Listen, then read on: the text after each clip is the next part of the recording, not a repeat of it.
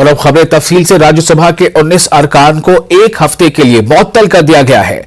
इनमें मौसम नूर, L Yadav, we सेवादासन, अबेर बिस्वास, सुष्मिता देव, शांता छेत्री, मोहम्मद अब्दुल्ला, ए रहीम, कनीमुई, डॉक्टर शांतनु सेन, नदीमुल हक और डोला सेन राज्यसभा मेंबरान पार्लियामेंट को ऐवान के वेल में घुसकर नारे लगाने पर मुअत्तल कर दिया गया है। ये जो तमाम नाम अभी हमने लिए, तमाम नाम शामिल हैं उन लोगों में जिन्हें मुअत्तल किया गया है। इससे पहले राज्यसभा में अपोजिशन का हंगामा हुआ, जिस पर डिप्टी स्पीकर ने सख्ती का मुजाहरा करते हुए कहा कि ऐवान के वेल में नारे लगाने और तालियां बजाने वाले अरकान को बताना चाहता हूं कि यह ज़ाब्ते के खिलाफ है।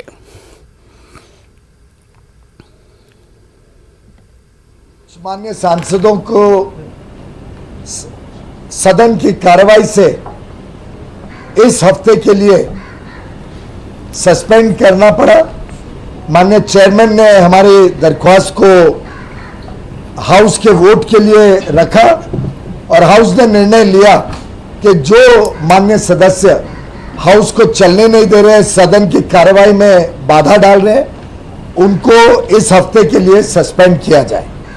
हमने कई बार सदन में भी और सदन के बाहर भी इस बात को रखा है कि सरकार हर विषय पर चर्चा के लिए तैयार है।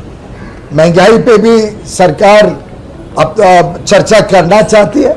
हम बताना चाहते हैं कैसे बड़े अहम कदम सरकार ने उठाए जिससे भारत में बाकी देशों के निस्बत महंगाई कम रही है।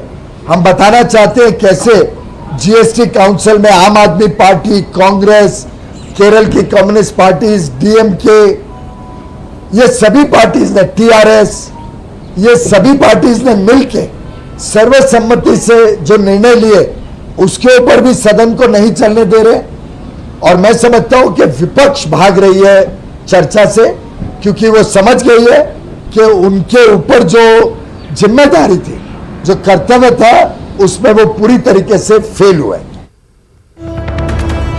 और इस वक्त एक अहम खबर Jammu Kashmir cricket association funds घोटाला मामला से जुड़ी खबर है। नेशनल कॉन्फ्रेंस के सदर फारूक अब्दुल्ला के खिलाफ ईडी की कार्रवाई हुई है। नेशनल कॉन्फ्रेंस के सदर फारूक अब्दुल्ला के खिलाफ ईडी की कार्रवाई। फारूक अब्दुल्ला के खिलाफ सप्लीमेंट्री प्रोसिक्यूशन कॉम्प्लीमेंट दायर किया गया है। इसमें एहसान अहमद मिर्जा, मीर मंजूर गजनफर के नाम भी शामिल हैं।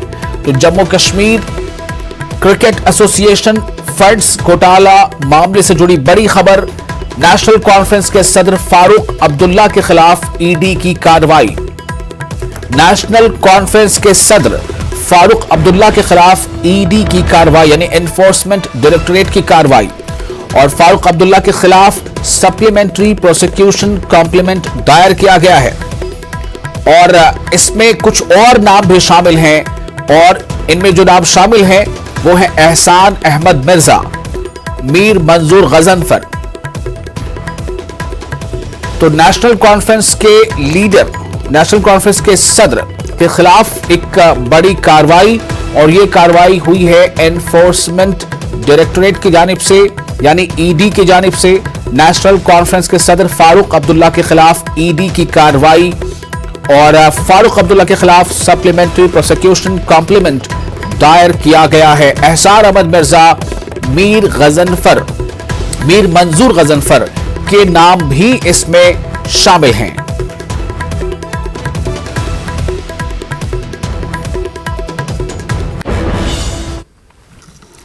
अगली खबर, कांग्रेस सदर सोनिया गांधी से ईडी यानी एनफोर्समेंट डायरेक्टोरेट की पूछताछ जारी है। लंच ब्रेक से कबल ईडी ने सोनिया गांधी से 3 घंटों तक पूछताछ की। National Herald money laundering case में सोनिया गांधी से पूछताछ की जा रही है। सोनिया गांधी को समन के खिलाफ कांग्रेस लीडर सड़कों पर आज भी उतरे हैं। राहुल गांधी पार्टी के दीगर सीनियर लीडरों के साथ पार्लियामेंट से विजय चौक के जानिब मार्च में शामिल हुए। इस दौरान पुलिस ने कांग्रेस लीडरों को रोकने की भी कोशिश की। तो कांग्रेस पार्टी के सीनियर लीडर, कांग्रेस पार्टी के कारकुनान सोनिया गांधी से जो ईडी की पूछताछ चल रही है, इसके खिलाफ एहतजाज कर रहे हैं। दिल्ली के अलावा भी कई मुल्क के कई शहरों में एहतजाज हुआ है और जैसा कि बताया गया कि दिल्ली में खुद राहुल गांधी भी एक मार्च में, एहतजाजी मार्च में शामिल थे। दीगर सीनियर लीडरों के हमराह और इन तमाम लीडरों को, सीनियर लीडरों को, राहुल गांधी को भी डिटेन किया गया।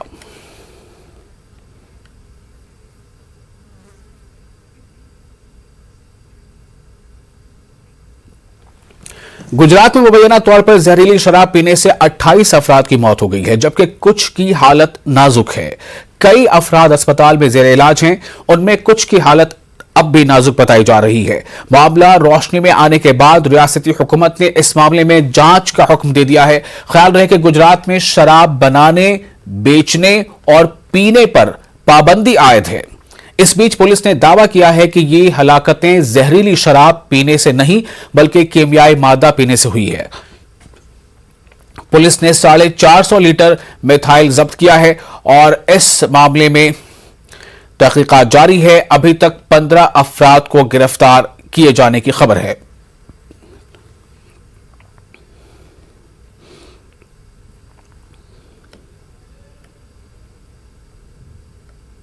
जैसे कि आप जानते हैं, कल जो हमारे पास इंफॉर्मेशन आई थी तो उसमें इस तरह की माहिती थी कि कुछ लोगों ने कुछ केमिकल पदार्थ पिया है और जिस कारण से उनका हॉस्पिटलाइजेशन हुआ है।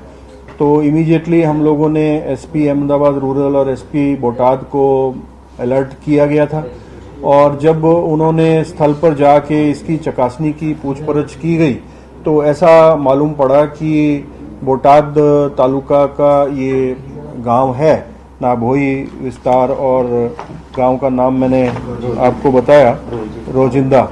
तो वहां पर से ये केमिकल पिया है और इसकी केमिकल की असर हुई है और उस कारण से ये बना है।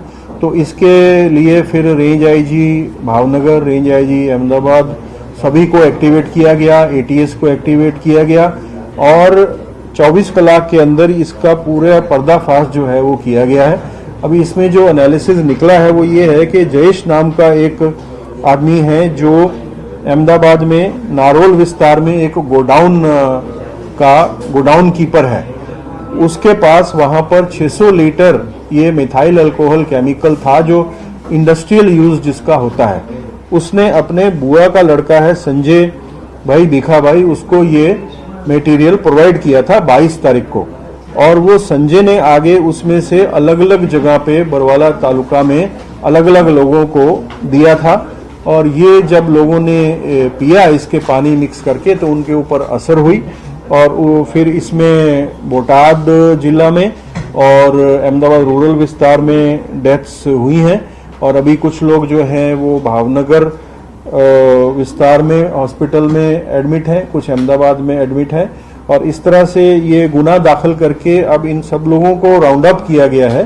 13 लोगों के खिलाफ एफआईआर की गई है और इसमें महदन शेख सभी लोगों को, मोटा भाग के लोगों को राउंड अप कर।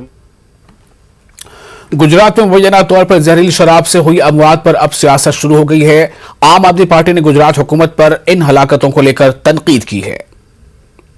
एक दिल दहलाने वाली खबर आई कि 28 लोगों की मृत्यु अवैध शराब पीने के कारण हो गई। ऐसी खबरें गुजरात से हर कुछ महीनों में आती रहती हैं। कई बार वहां पे एसआईटी बनी, लेकिन उसके बावजूद गुजरात में रहने वाला हर व्यक्ति जानता है कि हर गांव में, हर कस्बे में, हर शहर में अवैध शराब बहुत आसानी से मिलती है। तो इतना बड़ा अवैध शराब का धंधा बिना राजनीतिक संरक्षण के नहीं चल सकता है। कैसे? क्या पुलिस को पता नहीं है? क्या नेताओं को पता नहीं है? जिस गांव में 28 लोगों की मृत्यु हुई है, वहां के सरपंच ने कुछ महीने पहले गृह मंत्री को चिट्ठी लिखी, सुपरिंटेंडेंट ऑफ पुलिस को चिट्ठी लिखी, लोकल थाने को चिट्ठी लिखी कि हमारे यहाँ अवैध शराब बिक रही है, लेकिन भारतीय जनता पार्टी की सरकार ने कुछ नहीं किया। क्यों? क्योंकि ये लाखों करोड़ का धंधा है अवैध शराब का। इलाहाबाद हाईकोर्ट ने लखीमपुर खीरी तशद्दुद मामले में मुलजिम आशीष मिश्रा को बड़ा झटका दिया है। हाईकोर्ट की लखनऊ बेंच ने लखीमपुर खीरी के तिकोनिया तशद्दुद केस में आशीष मिश्रा की जमानत अर्जी को मुस्तरद कर दिया है। यानी आशीष मिश्रा को फिलहाल जेल में ही रहना पड़ेगा। ख्याल किया जा रहा था कि उन्हें कुछ शराइत के साथ जमानत दी जा सकती है, लेकिन ऐसा नहीं हुआ। इससे कबल इस मामले की समाअत 15 जुलाई को हुई थी, जब अदालत ने अपना फैसला महफूज कर लिया था।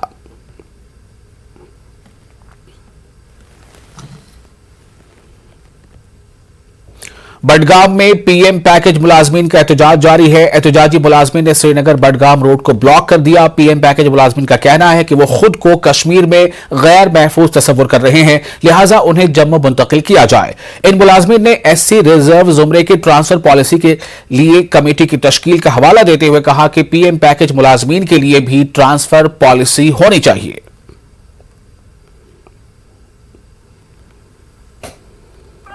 कल जो एलजी इंतजामिया की ओर से जो कमेटी गठित की गई है रिजर्व कैटेगरीज के लिए जो जम्मू बेस्ड है, ये एक डिस्क्रिमिनेशन है हमारे साथ, कश्मीरी पंडित्स के साथ या पीएम पैकेज के साथ।